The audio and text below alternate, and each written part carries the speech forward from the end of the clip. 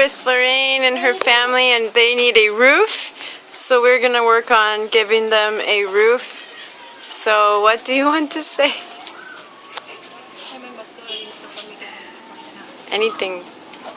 Pasalamat ko una sa ila kung pananglit. Una, mahuman ang ilang pagtabang namo. Pasalamat ko dako madunay.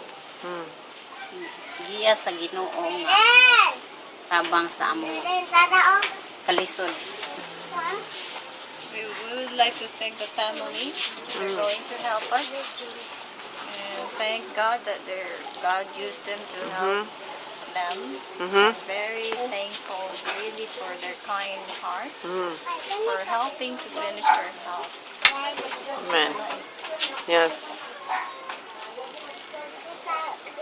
Akong pasalamatan og dako ang Ginoo kay kun dili pa og sa nag-sponsor, kay kun dili pa tungod sa nag-sponsor, dili man ko makatuman sa akong sa among gipangandoy nga mahuman ang among balay. She would like to thank God for giving a sponsor to make her house finished. Really thankful for God's blessing. Praise God. Okay. Thank you.